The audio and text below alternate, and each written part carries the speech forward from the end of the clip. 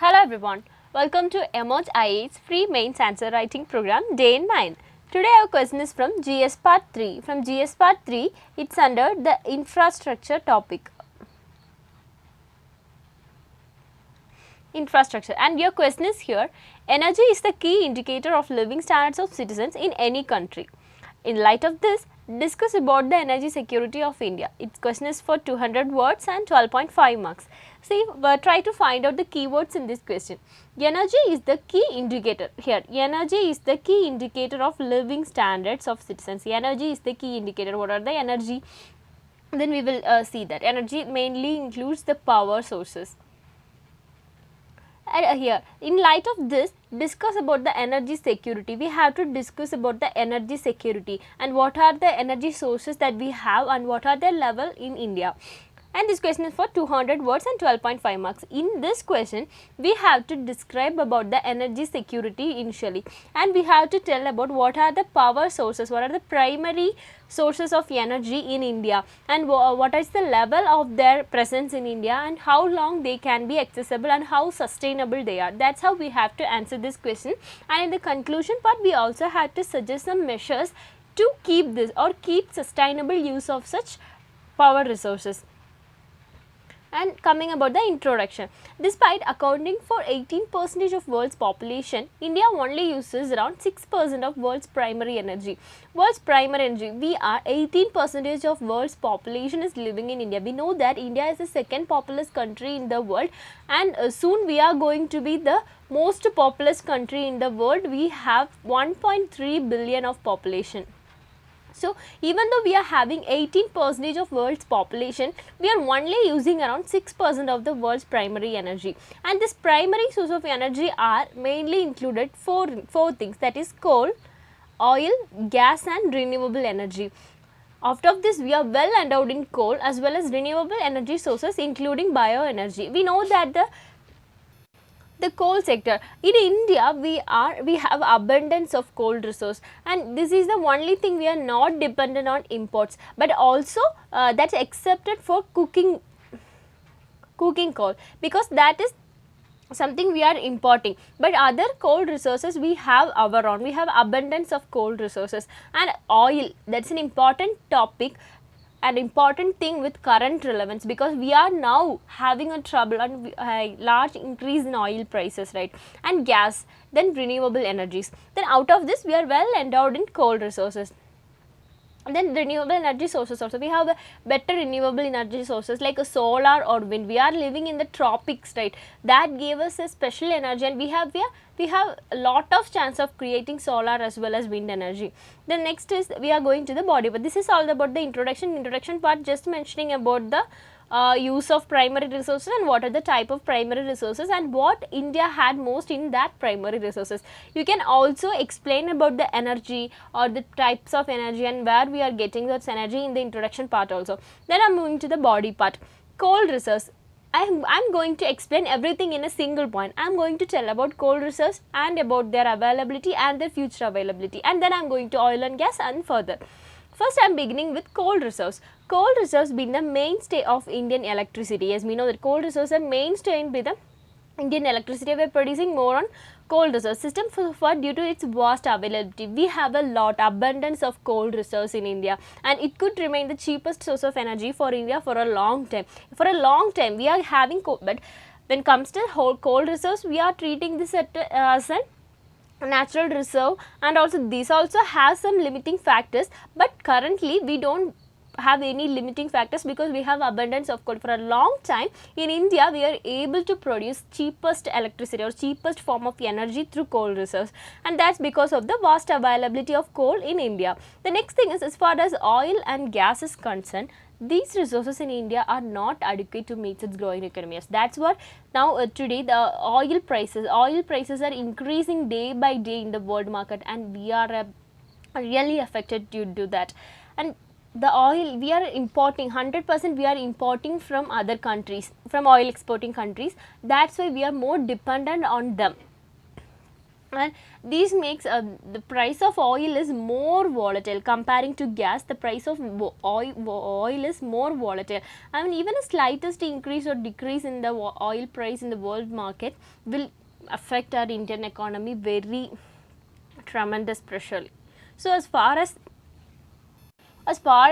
oil and gas is concerned, these resources in India are not adequate to meet its growing requirement. We are not adequate. We don't have adequate resources of oil and gas to meet our own requirement. We are not self-reliant when it comes to the oil and gas, like or rather than the coal. Coal resources, we are self-reliant.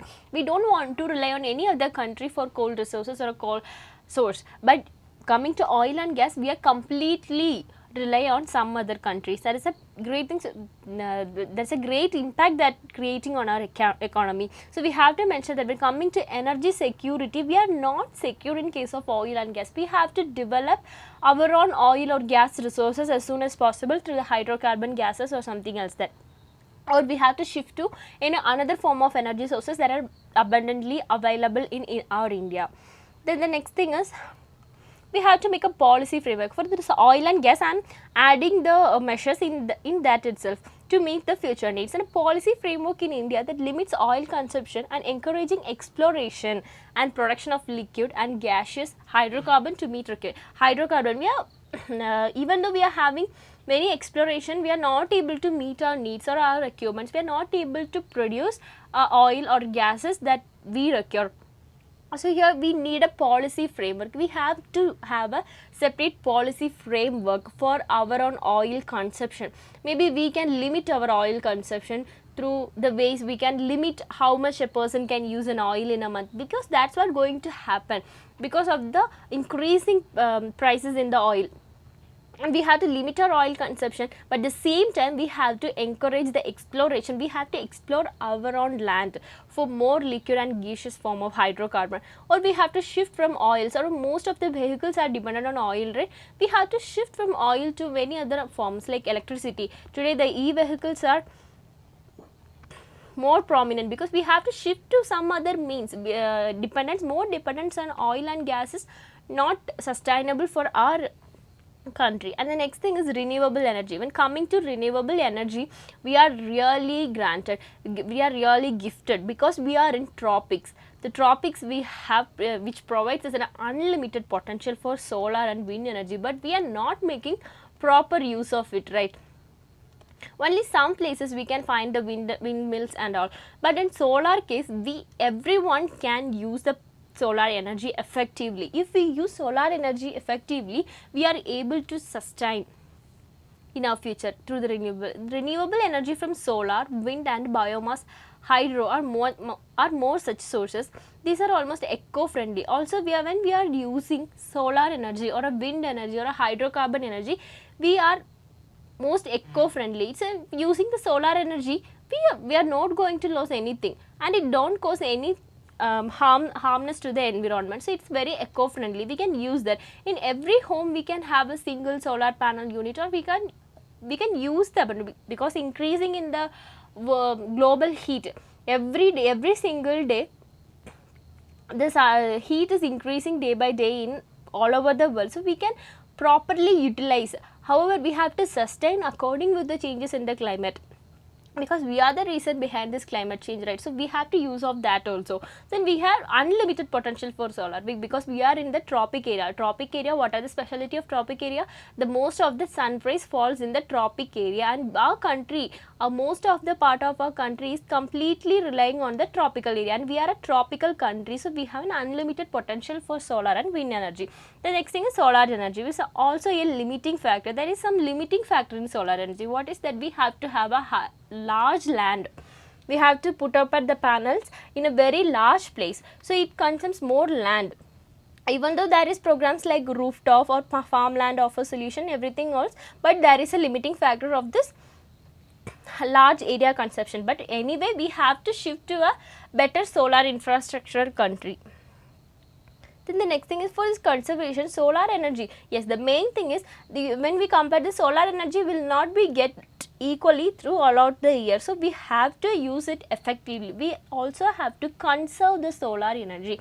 when there is more sunlight days, we have to conserve the solar energy into hydrogen or methanol form, and then we can able to use that in the future. That's how we have to conserve this energy which is available abundantly in India, and we have to seriously research and made viable. Yes, the government have to put their hand on solar energy conservation into hydrogen and methanol form. Through this only we will be able to conserve more solar energy, and in future we can meet our own requirements.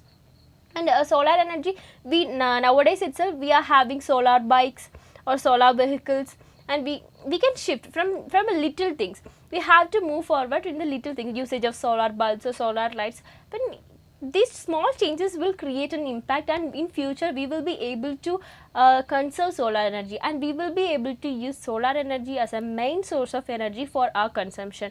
And the next thing is the bioenergy. Bioenergy, that is from cattle waste, human waste or vegetative waste, that is available in every home, mainly in rural areas. In rural areas we can able to replace the LPG in rural areas. We have to replace LPG with this bioenergy or biogas plant that are available in every home, right? The cattle waste, human waste or vegetative waste, we can shift to that also.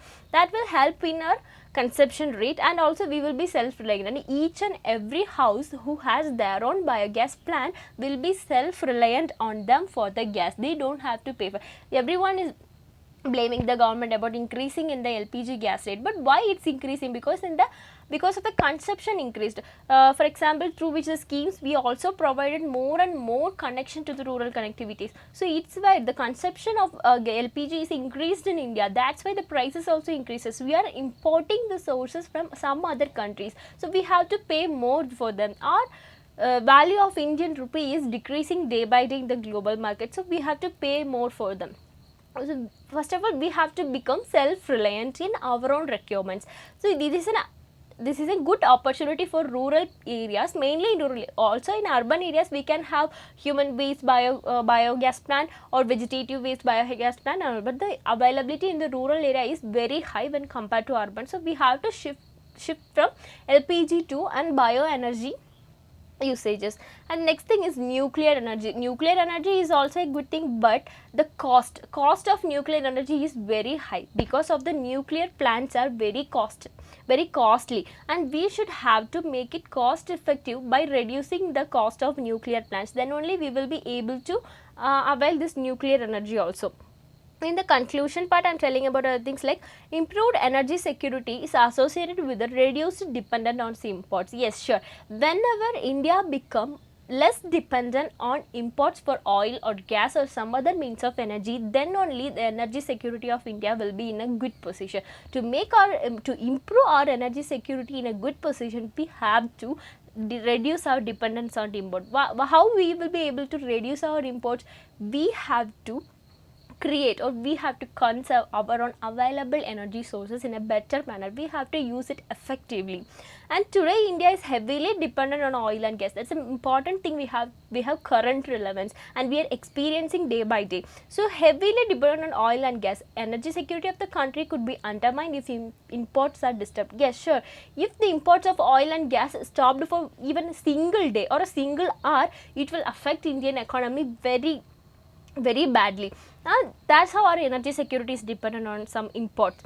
So we have to self-reliant when it comes to the matter of energy. We have to create our own sources, and we have to utilize the source available to us in an effective manner. And we have to enhance the diversification of import sources and increase the domestic production. We have to increase the domestic production. For example, if there is a hydrocarbon exploration in the southern parts of India, there are a lot of protests and all, but we have to move on, and we have to encourage such exploration, and we have to find out the source of energy for ourselves, and we have to require our own requirements. We have to meet our own requirements. So we have to move forward with such exploration and able to find. These sources are not available in every places. The coal is available in a particular place of India, so we can do exploration here only. When the hydrocarbon is available only in the southern part of India, we can access that from there only. So we have to focus on that and explore more, and we have to attain a self-reliant India on energy sources. And the message, And this is a massive challenge for the government, because India is not a small country like some others. We are a big country, and with the world's most populous country, 1.3 billion of population are living in India, and we have to give all them the equal needs.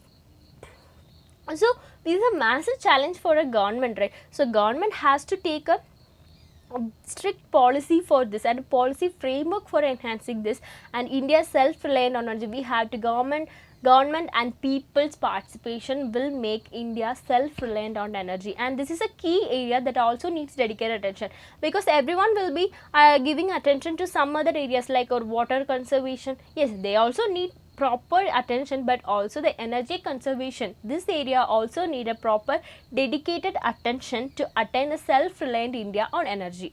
And this is all about this question. If you have any doubts, please ask me in the comment section. Please ask me in the comment section, and we will meet tomorrow. Thank you, and don't forget to subscribe our channel for future videos, and okay, don't forget to click the bell icon. Bye.